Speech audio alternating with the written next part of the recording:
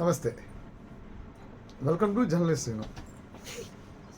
అనుకున్నట్లుగానే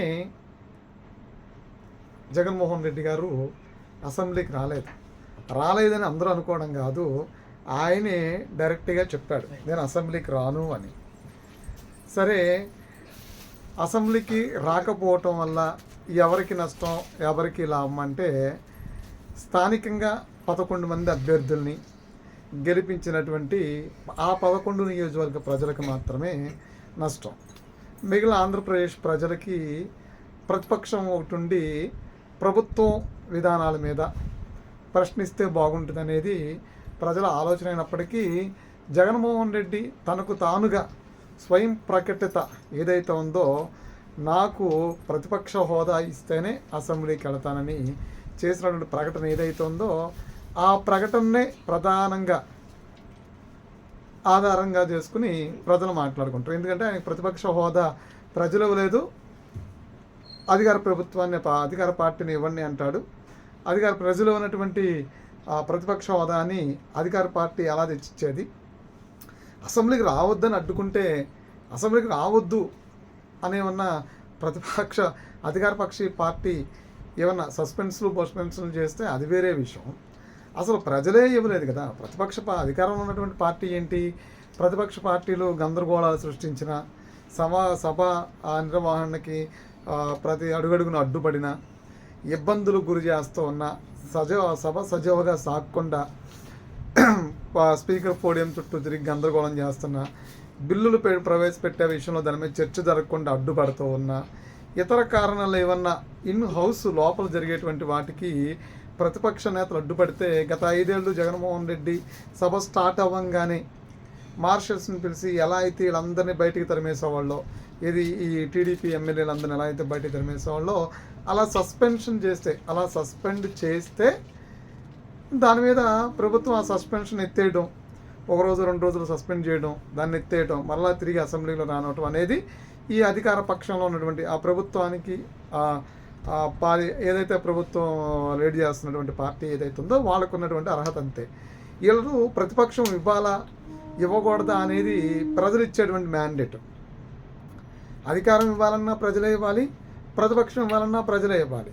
ఎమ్మెల్యేగా హౌస్కి వెళ్ళాలంటే నేను వెళ్ళిపోతాను, ఇంకో మీరు ఈ డబ్బులు తీసేసుకోండి నేను వెళ్ళిపోతానని కొనుక్కుని వెళ్ళేది కాదు. ప్రజలు వచ్చి స్వచ్ఛందంగా పోలింగ్ బూత్కి వచ్చి ఓటేస్తేనే అతను వెళ్తాడు. సో దీన్ని బట్టి అర్థమైంది ఏంటంటే, ఆయన అసెంబ్లీకి రాడు, ప్రతిపక్ష హోదా ఇవ్వరు. కానీ ప్రజలు ఇవ్వలేరు. ప్రజలు ఇవ్వనటువంటి ప్రతిపక్ష హోదా ఈయనకి రాదు. ప్రజలే ఇవ్వలేదని వాళ్ళు చాలా క్లియర్గా చెప్తుంది. కూటమి ప్రభుత్వం చాలా క్లియర్గా ప్రజలే మీకు ప్రతిపక్ష హోదా ఇవ్వలేదు, మేమేం చేసేది, దీనిలో మా పాత్ర ఏముందని వాళ్ళు అడుగుతున్నారు. సరే, వాళ్ళ పాత్ర ఏముంది అంటే, సరే వీళ్ళు అసెంబ్లీకి వస్తే ఇంకొక పక్షం లేదు కాబట్టి, ఉన్నది వీళ్ళే కాబట్టి వీళ్ళే ప్రశ్నించాలి. అంటే వీళ్ళకి ఎంత సమయం ఇస్తారు, ఎంత ఇస్తారు అంటే, ముఖ్యమంత్రికి ఇచ్చిన సమయం జగన్మోహన్ రెడ్డికి ఇచ్చినా ఇవ్వకపోయినా, మిగిలినటువంటి ఇంకో పార్టీకి అధ్యక్షుడిగా, ఇంకొక 10 మంది సభ్యులకి ఒక నాయకుడిగా అసెంబ్లీకి వస్తారు కాబట్టి, ఒక మాజీ ముఖ్యమంత్రి హోదాలో అసెంబ్లీకి వస్తారు కాబట్టి, ఆయన అడిగినప్పుడు మైక్ ఇస్తారు. మాట్లాడడానికి గంటల తరబడి ఇవ్వకపోయినా కొంత నిర్దిష్ట సమయాన్ని మాత్రం కేటాయిస్తారు. ఆ సమయంలో ఆయన మాట్లాడడానికి మాట్లాడవచ్చు. ఆర్డర్ ప్రకారం ఎమ్మెల్యేలతో పాటు వీళ్ళకి మైక్లో వస్తుంది. ఆర్డర్ ప్రకారం ఇప్పుడు నియోజకవర్గ ఎమ్మెల్యేలందరూ కూడా ఆర్డర్ ప్రకారం మైక్ వస్తుంది. వాళ్ళ సమస్యలు మాట్లాడచ్చు. ప్రభుత్వాన్ని ప్రశ్నించేదానికో, ప్రభుత్వంలో ఉన్నటువంటి లోపాలను సరిదిద్దడానికో, ప్రభుత్వంలో ఉన్నటువంటి ప్రభుత్వం విధానాలని ప్రశ్నించడానికో, రాష్ట్ర వ్యాప్తంగా ఉండేటువంటి అన్ని సమస్యలకు సంబంధించి జగన్మోహన్ రెడ్డి మాట్లాడినా, మిగతా నియోజకవర్గాల సమస్యల గురించి వారు స్థానికంగా ఉండేటువంటి గెలిచి వచ్చినటువంటి ఆ 10 మంది ఎమ్మెల్యేలు మాట్లాడతారు. వాస్తవానికి వీళ్ళు ప్రతిపక్ష హోదా లేదు అని చెప్పని జగన్మోహన్ రెడ్డి రావట్లేదు. వీళ్ళు కూడా పాపం రావడానికి అవకాశం లేక, వెసులుబాటు లేక వీళ్ళు కూడా వెనకడిగేసి ఉన్నారు. సో అనుకున్నట్టుగానే జగన్మోహన్ రెడ్డి అసెంబ్లీకి రాలేదు.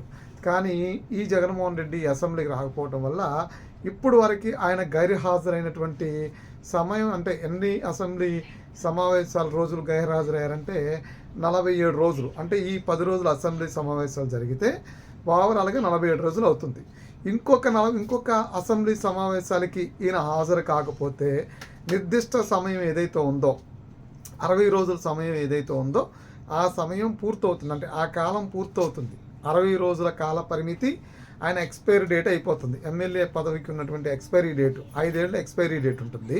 కానీ ఇలాంటి అసెంబ్లీ సమావేశాలు ఎగ్గొట్టడం, హౌస్కు రాకపోవటం వల్ల ఆయనకి ఎక్స్పైరీ డేటు కొంచెం ముందు పడుతుంది. ఆ 60 రోజులు అసెంబ్లీకి రాకపోవటం వల్ల ఎక్స్పైరీ డేటు వస్తుంది. ఎక్స్పైరీ డేట్ వచ్చిన తర్వాత ఈయన ఇక అసెంబ్లీకి వెళ్ళాల్సిన అవసరమూ లేదు. పులివెందులకి బై ఎలక్షన్ తథ్యం. మొన్న జరిగినట్టు ఒంటిమిట్ట పులివెందుల జడ్పీటీసీ ఎన్నికలు ఎలా అయితే బై ఎలక్షన్లు జరిగాయో సేమ్ అలాగే మరలా పులివెందుల నియోజకవర్గానికి బై ఎలక్షన్ జరుగుతుంది.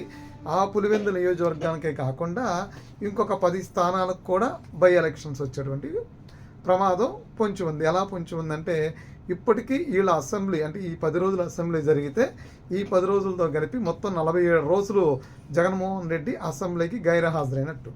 సో ఇంకొక అసెంబ్లీ సమావేశాలు నిర్వహించి ఇంకొక 10 రోజులు పెడితే మొత్తం మీద 60 రోజులు హౌస్కి రాకపోతే డిప్యూటీ స్పీకర్ రఘురామకృష్ణరాజు చెప్పినట్టు 60 రోజులు పూర్తయితే ఆయన ఎమ్మెల్యే పదవికి ఎక్స్పైరీ డేట్ అయిపోయినట్టే. సో పులివెందులకి బై ఎలక్షన్ పెట్టేసుకుంటారు. పులివెందుల బై ఎలక్షన్ పెట్టిన తర్వాత జగన్మోహన్ రెడ్డి ప్రతిపక్ష పాత్ర అడగన అవసరం లేదు. సేమ్ టైం అసెంబ్లీకి వెళ్ళండి ప్రశ్నించండి అని అడగన అవసరం లేదు. ఏమో ఉండదు. ఒకవేళ బై ఎలక్షన్కి వెళ్తే ఆయన పోటీ అప్పుడు కూడా నేను బై ఎలక్షన్ పోటీ చేయను, బై ఎలక్షన్ని బహిష్కరిస్తున్నానన్న పెద్ద ఆశ్చర్యం లేదు.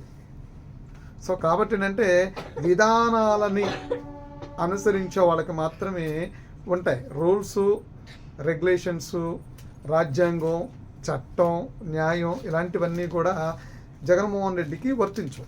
ఎందుకంటే గత 5 ఏళ్లలో ఆయన రూల్స్, రెగ్యులేషన్స్, చట్టం, న్యాయం, రాజ్యాంగం ఇలాంటి వాటికి ఎక్కడా కూడా తావు లేకుండా పరిపాలన చేసినటువంటి వ్యక్తి.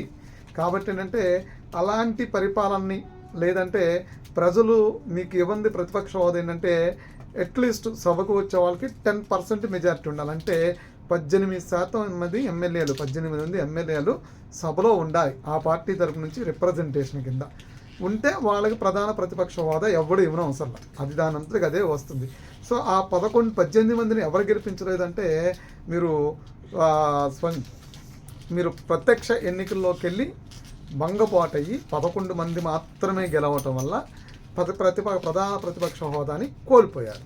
సో అలా కోల్పోయి రూల్స్ రెగ్యులేషన్స్కి విరుద్ధంగా నాకు హోదా ఇవ్వాల్సిందే అంటే ఇది సాధ్యపడదనే కూటమి ప్రభుత్వం చెప్తుంది. అయినా ఇవ్వాలి అని జగన్మోహన్ రెడ్డి గారు అంటున్నారు. కాబట్టి వాళ్ళు ఇచ్చేదానికి లేదు.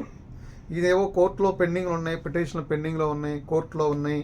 నాకు ప్రతిపక్ష హోదా ఇవ్వాలని నేను కోర్టులో కేసేసా అంటే మీరు కోర్టులో కేసేసినా వాళ్ళు ఆల్రెడీ ఇక్కడ జరిగేటువంటి అసెంబ్లీ సమావేశాలకి హైకోర్టు ఏమీ జడ్జిమెంట్లు ఇవ్వలేదు. ఎందుకంటే అది కూడా చట్టసభే, మనం అది కూడా తెలుసుకోవాలి. అసెంబ్లీ కూడా ఒక చట్టసభే, అక్కడ కూడా చట్టాలు చేస్తారు, అక్కడ కూడా బిల్లులు పాస్ చేస్తారు. సో అది కూడా చట్టసభే. మనకి 4 చట్టసభలు ఉన్నాయి: అసెంబ్లీ, పార్లమెంటు, లోక్సభ, శాసనమండలి. ఈ 4 మనకి చట్టసభలు. సేమ్ టైము అలాగే జ్యుడిషియల్ సెక్టర్కి వచ్చేపాటికి సుప్రీంకోర్టు, హైకోర్టు, దిగువ కోర్టు. సో మీరు కోర్టులో పిటిషన్ వేసినంత మాత్రాన 60 రోజులు గైర్హాజరైతే మమ్మల్ని ఏం టేకరు అనడానికి ఉండదు. పార్లమెంటరీ రూల్ ప్రకారం, పార్లమెంటరీ నామ్స్ ఏవైతే ఉన్నాయో ఆర్టికల్స్ ప్రకారం వీళ్ళని సస్పెండ్ చేసి వీళ్ళని పూర్తిగా వాళ్ళ ఎమ్మెల్యే అభ్యర్థిత్వం ఏదైతే ఉందో దాన్ని పూర్తిగా రద్దు చేసి స్పీకర్ అనౌన్స్ చేసి బై ఎలక్షన్కి ఎన్నికల కమిషన్కి నోటిఫై చేస్తారు. సో ఎన్నికల కమిషను వెంటనే ఒక టైం షెడ్యూల్ చేస్తుంది, ఎన్నికలకు వెళ్తుంది. సో మీరు ఇక్కడ జగన్మోహన్ రెడ్డి ఏదో కోర్టులో కేసులు ఉన్నాయి అనేది పిచ్చి వాదన తప్ప అందులో వాస్తవం లేదు. సో అనుకున్నట్టుగానే జగన్మోహన్ రెడ్డి అసెంబ్లీకి రాలేదు. ఈ అసెంబ్లీ సమావేశాలు మిస్ ఇంకో అసెంబ్లీ సమావేశాల తర్వాత పులివెందులకి బై ఎలక్షన్ రావచ్చు.